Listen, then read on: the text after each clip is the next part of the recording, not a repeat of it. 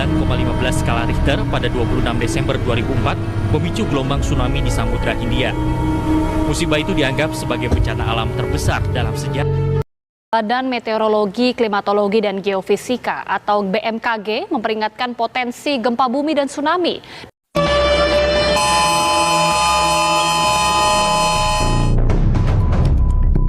Antisipasi potensi tsunami setinggi 28 meter.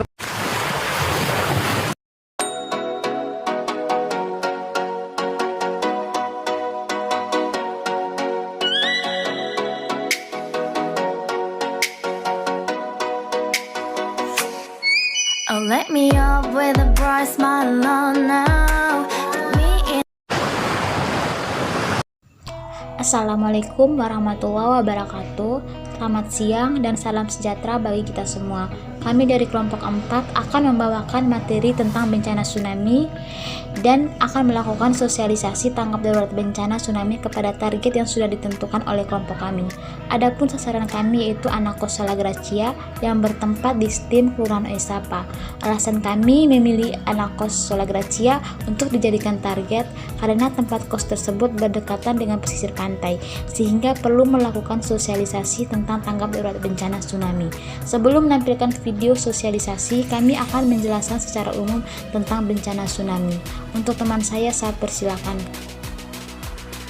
Baik, terima kasih atas waktu dan kesempatan yang telah diberikan kepada saya. Di sini saya akan membahas tentang pengertian bencana. Jadi, apa sih itu pengertian bencana? Mari kita lihat. Nah, pada Undang-Undang Nomor 24 Tahun 2007 mengatakan nih bahwa bencana adalah peristiwa atau rangkaian peristiwa yang mengancam dan mengganggu kehidupan dan penghidupan masyarakat yang disebabkan oleh faktor alam atau faktor non-alam maupun faktor manusia, sehingga mengakibatkan timbulnya korban jiwa, kerusakan lingkungan, kerugian harta benda, dan dampak psikologis. Definisi tersebut menyatakan bahwa bencana alam itu disebabkan oleh 3 faktor. Yang pertama, faktor alam. Nah, faktor alam ini contohnya seperti gempa bumi, tsunami, gunung meletus, banjir, kekeringan, angin topan, dan tanah longsor. Yang kedua ialah faktor non-alam. Nah, contohnya seperti gagal teknologi, epidemi, dan wabah penyakit. Dan yang terakhir yaitu faktor manusia atau faktor sosial. Faktor yang terjadi antar manusia sendiri. Contohnya seperti konflik sosial antar kelompok atau antar komunitas masyarakat dan teror. Jadi selanjutnya saya akan membahas tentang pengertian tsunami. Nah, ini tsunami lagi. Apa sih itu tsunami? Nah, mari kita lihat sama-sama teman-teman. Tsunami adalah gelombang air besar yang diakibatkan oleh gangguan di dasar laut, seperti gempa bumi. Gangguan ini membentuk gelombang yang melebar ke segala arah dengan kecepatan gelombang mencapai 600 sampai 900 km per jam. Nah, tsunami juga dapat bergerak dengan kecepatan yang sangat tinggi dan mencapai daratan dengan ketinggian gelombang hingga 30 meter. Wow, sangat tinggi ya teman-teman. Tsunami sangat berpotensi bahaya meskipun tsunami ini tidak terlalu merusak garis pantai teman-teman. Gelombang yang disebabkan oleh pergeseran dasar laut atau pergeseran lempeng yang paling sering menimbulkan tsunami. Nah, tsunami di Indonesia ini contohnya pada tahun 2004, tsunami di Aceh. Teman-teman pasti tahu ya. Untuk teman yang akan membawa materi selanjutnya, saya persilahkan. Yang berikut penyebab terjadinya tsunami. Nah, penyebab terjadinya tsunami ini dibagi menjadi beberapa. Yang pertama, gempa bumi di bawah laut. Hampir 90% peristiwa tsunami di dunia disebabkan oleh gempa bumi yang terjadi di bawah laut. Gempa bumi yang terjadi di bawah laut bisa menimbulkan getaran yang akan mendorong timbulnya gelombang tsunami. Gempa bumi yang terjadi di bawah laut ini adalah jenis gempa tektonik yang muncul akibat adanya tabrakan di antara dua lempeng tektonik. Tetapi perlu diketahui bahwa tidak semua gempa di bawah laut bisa menimbulkan tsunami. Nah, gempa bumi di bawah laut yang dapat menyebabkan tsunami akan terjadi bila pusat gempa berukuran kurang dari 30 km di bawah permukaan laut. Kekuatan gempa berukuran minimal 6,5 skala Richter dan pola gempa adalah pola sesar naik atau turun.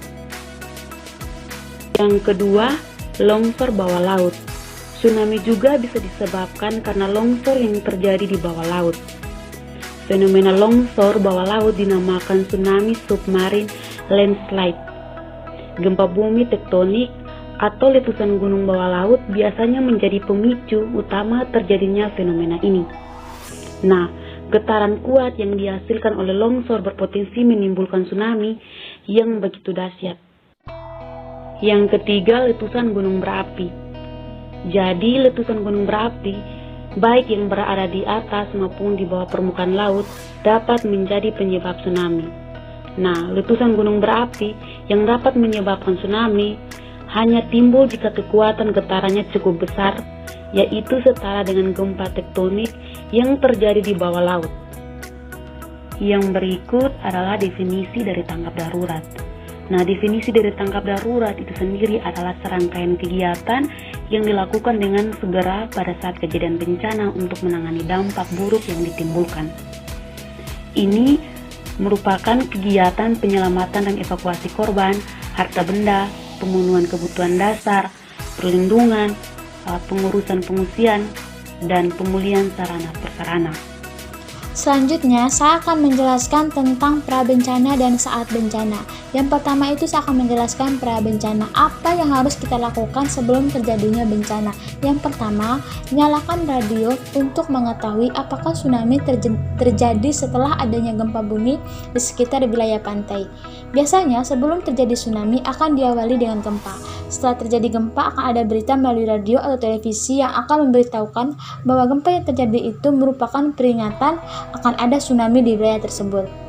Yang kedua, cepat bergerak ke arah daratan yang lebih tinggi dan tinggallah di sana untuk sementara waktu. Jika kita mendengar berita dari radio atau video bahwa akan terjadi tsunami, maka segeralah mencari tempat yang tinggi untuk melindungi diri dari bencana tsunami. Yang ketiga, jauhi pantai. Jangan pernah menuju ke pantai untuk melihat datangnya tsunami. Orang yang tinggal di pinggir pantai, segeralah mencari tempat yang aman atau dataran tinggi untuk terhindar dari tsunami. Dan jangan sengaja pergi ke pantai untuk menonton terjadinya tsunami karena itu sangat berbahaya. Yang keempat, apabila dapat melihat gelombang dan berada terlalu dekat, segeralah menjauh. Ketika kita melihat ada gelombang besar yang ada dekat kita, maka segeralah untuk menjauh diri agar terhindar dari gelombang air tersebut. Karena jika terbawa oleh gelombang air, maka untuk dinyatakan selamat sangat kecil. Yang kelima, waspadalah apabila terjadi air surut. Jauhi pinggir pantai. Ini merupakan salah satu peringatan tsunami dan harus diperhatikan. Biasanya sebelum tsunami terjadi, air laut akan mengalami surut. Jika kita melihat hal tersebut, maka segeralah mencari tempat yang paling aman untuk terhindar dari tsunami. Yang kedua, saat bencana. Apa yang harus dilakukan saat bencana? Yang pertama itu tetap di titik aman hingga dinyatakan aman untuk kembali. Saat terjadi tsunami, jangan pergi kemana-mana, tetaplah berada di tempat aman untuk terhindar dari bahaya tsunami. Saat keadaan sudah mulai membaik, maka boleh kembali ke tempat atau rumah masing-masing. Yang kedua, bila hanyut, gunakan benda terapung sebagai rakit. Saat kita terhanyut oleh air, saat tsunami, carilah benda yang terapung dalam air tersebut untuk dijadikan rakit agar tidak terlalu lama dalam air dan tidak tenggelam. Yang ketiga, hindari meminum air laut. Saat di bawah hanyut oleh tsunami, hindari untuk meminum air laut karena dalam air laut terdapat banyak mengandung air yang mengandung garam yang sulit untuk dikelola oleh ginjal kita. Jika kita meminum air laut terlalu banyak, maka fungsi ginjal kita akan diperlambat dan ginjal tersebut harus bekerja secara ekstra dan bisa menyebabkan kematian. Yang keempat, Gunakan perlengkapannya yang sesuai. Mungkin sebelum terjadi tsunami, kita bisa menyiap diri dengan perlengkapan yang akan diperlukan saat bencana tsunami seperti P3K, pakaian ganti, senter, dan lain-lain. Yang kelima, jauhi bangunan yang retak dan tidak aman. Saat terjadi bencana, kita harus mencari tempat yang benar aman untuk berlindung. Jangan mendekat pada bangunan yang sudah retak karena akan membawa bahaya pada diri kita. Selanjutnya akan dijelaskan oleh teman saya mengenai pasca bencana. Baik, berikutnya saya akan menjelaskan mengenai hal-hal yang harus diperhatikan dan dilakukan pasca bencana tsunami. Hal yang pertama adalah tenang dan sabar. Tetap tenang dan berpikir rasional akan membantu menyelamatkan diri kita atau anggota keluarga agar terhindar dari tindakan yang tidak masuk akal. Biasanya banyak orang yang akan mencari pemenuhan kebutuhan untuk dirinya atau keselamatan keluarganya sendiri. Kesabaran akan membantu semua orang terbebas dari situasi sulit dengan mudah. Hal yang kedua adalah memeriksa luka-luka. Memberi bantuan P3K untuk diri sendiri dan anggota keluarga, kemudian membantu orang lain sampai mendapat bantuan. Dengan mengobati diri kita terlebih dahulu, kita dapat sepenuhnya fokus untuk menyelesaikan masalah yang ada setelah bencana terjadi. Contohnya, menyiapkan tempat tinggal sementara yang baru untuk diri sendiri atau anggota keluarga di tempat yang aman. Hal yang ketiga adalah membantu tetangga yang perlu bantuan khusus, seperti anak kecil, orang tua jompo, anak dengan disabilitas, atau mereka yang perlu bantuan pada saat darurat. Dengan saling membantu, maka semua orang dapat menyelesaikan masalah yang ada dan melewati bencana yang sudah terjadi. Hal yang keempat adalah mendengarkan radio dan televisi lokal yang memberitakan informasi dan instruksi. Otoritas setempat akan menyediakan jalan keluar yang sesuai dengan situasi yang dihadapi. Dengan terus mendengarkan radio atau pejabat setempat, kita dapat mengetahui berbagai informasi. Contohnya, tsunami mungkin telah merusak jalan-jalan, jembatan, atau tempat lain. Dengan informasi yang ada, kita dapat mengetahui seberapa parah kerusakan yang terjadi, dan kita dapat melewati jalur alternatif lain maupun menghindari jembatan jika ingin pergi ke satu lokasi atau mengungsi untuk mendapat bantuan dari keluarga di lokasi lain tersebut yang jalannya sudah tidak dapat dilewati lagi atau jembatannya sudah rawan untuk roboh. Hal yang kelima adalah tidak membangun bangunan di wilayah yang berisiko. Contohnya, jika kita membangun rumah di dekat pantai pasca bencana, maka bisa berisiko kematian jika terjadi tsunami gelombang berikutnya dalam kurun waktu yang dekat di tempat tersebut. Hal yang keenam adalah ketika memasuki bangunan bekas tsunami, berhati-hati karena bangunan yang sudah tidak layak lagi akan rawan roboh. Fondasi sebuah bangunan biasanya tidak kuat lagi setelah bencana terjadi. Oleh karena itu, kita harus berhati-hati jika ingin masuk agar tidak terjadi kecelakaan. Hal yang ketujuh adalah periksa kesediaan makanan dan minuman. Makanan apapun yang terkena air mungkin sudah tercemar dan harus dibuang. Jika kita memaksa memakan makanan tersebut, bisa menyebabkan terkena penyakit diare. Begitupun dengan sumber air minum yang biasanya kita konsumsi. Jika sudah tercemar, maka lebih baik kita tidak menggunakannya untuk keperluan sehari-hari. Kita hanya bisa menggunakan pump apabila ada rekomendasi pejabat yang bertanggung jawab. Hal ke-8 adalah periksa sumber api. Bisa saja ada kebocoran gas, aliran listrik, peralatan listrik, atau bahan-bahan yang mudah terbakar. Pemeriksaan harus dilakukan pada hal tersebut dengan hati-hati agar terhindar dari kecelakaan. Hal yang ke-9 adalah hati-hati terhadap binatang berbisa, seperti ular berbisa yang bisa saja telah masuk ke dalam bangunan. Setelah bencana terjadi, biasanya setiap bangunan mengalami kerusakan yang parah. Oleh karena itu, terdapat banyak tempat di bangunan tersebut yang bisa menjadi tempat persembunyian ular berbisa yang tersapu bersama air saat bencana. Yang ke-10, bila memungkinkan, kabari keluarga tentang kondisimu. Berlaku menghubungi anggota keluarga dapat membuat keluarga Anda dapat menghilangkan kekhawatirannya. Keluarga Anda pun bisa membantu Anda dalam melewati bencana yang telah terjadi. Nah, demikian hal-hal yang perlu diperhatikan dan dilakukan pasca bencana tsunami. Semoga bermanfaat bagi kita semua. Thank you.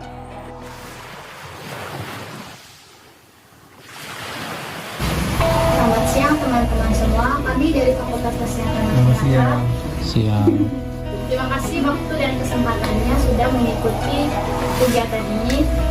Kami akan membawakan materi tentang tanggap darurat bencana. Sebelum kita memulai, mungkin kita mengawali dengan perkenalan diri dulu. Kenalkan, nama saya Kelar Ketika Berita Usu dengan NIM 21 Perkenalkan, nama saya Ade Kurnia Yosef dengan NIM 21070101. Perkenalkan, nama saya Yuni Aristanisi dengan NIM 2007-010215. Perkenalkan, nama saya Rahmatun Amalia dengan NIM 287-010205. Yang pertama, kita mulai dengan apa sih itu tsunami? Mungkin bisa dijelaskan oleh Ade. Oke, baik. Tsunami adalah gelombang besar yang terjadi akibat gempa di dasar laut. Nah, gelombang tersebut akan menyebar dan kecepatannya sebesar 600 sampai 900 km per jam. Oleh karena itu, kita harus butuh tanggap darurat bencana. Apa saja yang ada dalam tanggap darurat bencana itu? Mungkin bisa dimulai dengan Yang pertama, tanggap gempa. Nah, tanggap gempa ini kita bisa lakukan dengan cara waspada. Gempa bumi yang besar yang berlangsung lama dapat memicu terjadinya tsunami. Yang kedua, kakak sekalian juga bisa menjauhi pantai atau tepi sungai dan juga bisa mencari informasi apa yang sedang terjadi. Selanjutnya oleh teman Meris. Baik, hal berikut yang harus kita perhatikan melakukan dalam upaya menanggapi tanggap darurat bencana saat terjadi gempa bumi yang berpotensi mengakibatkan tsunami adalah tanggap peringatan. Nah, dalam tanggap peringatan ini hal yang harus kita perhatikan dan lakukan adalah selalu mengupdate informasi dari Badan BMKG maupun dari TV nasional. Nah, jika teman-teman memiliki rumah yang lokasinya berada dekat pantai ataupun sungai, berita tersebut harus selalu diupdate, baik itu melalui televisi nasional mengenai tingginya air laut maupun situasi sungai yang berada di daerah tersebut. Yang berikut hal yang harus diperhatikan adalah bunyi sirene atau kentongan ataupun peralatan lain yang sudah disepakati sebelumnya dalam upaya untuk peringatan terjadi bencana tsunami tersebut. Nah, jika contohnya bunyi yang sudah disepakati adalah terdengar bunyi hasil pukulan dari tiang listrik, maka teman-teman harus segera berkumpul dalam upaya untuk melakukan evakuasi dini. Nah, peringatan Badan BMKG yang harus diperhatikan adalah yang pertama, situasi waspada. Situasi waspada ini di lokasi terjadi bencana di peta tersebut biasanya berwarna kuning. Nah, jika peta masih berwarna kuning, maka hal-hal yang harus dilakukan oleh teman-teman adalah segera jauhi daerah pantai maupun sungai. Dan yang kedua, daerah siaga yang di petanya berwarna orange. Hal-hal yang harus dilakukan oleh teman-teman adalah selalu waspada dan mendengar kapan bunyi peringatan terjadi tsunami didengar. Dan jika bunyi tersebut sudah didengar oleh teman-teman sekalian, maka harus segera dilakukan evakuasi. Yang berikut status awas. Status awas di peta yang terdapat yang selalu diberikan oleh Badan BMKG biasanya berwarna merah. Nah, status awas ini hal-hal yang harus dilakukan oleh teman-teman adalah melakukan evakuasi menyeluruh, yaitu harus dilakukan berkumpul di satu tempat dan biasanya diarahkan oleh ketua RT maupun RW yang ada di sekitar daerah tersebut untuk melakukan evakuasi ke tempat yang aman. Berikutnya, akan disampaikan oleh teman saya. Yang terakhir yaitu tanggap evakuasi. Tanggap evakuasi ini dimana setelah kita mendengar peringatan bahwa akan ada tsunami, mungkin kita harus melakukan evakuasi. Yang kedua itu misalnya pada saat kita melakukan evakuasi itu mungkin ada rambu-rambu yang harus dilalui. Oleh karena itu kita harus mengikuti rambu-rambu apa saja yang harus dilakukan pada saat evakuasi tersebut. Setelah itu misalnya saat kita sudah sampai di tempat evakuasi itu dan kita merasa kurang aman atau mungkin saja di sana juga masih bisa terdapat oleh tsunami tersebut, kita harus mencari tempat yang lebih aman lagi. Mungkin itu saja yang bisa kami sharing kepada teman-teman. Terima kasih.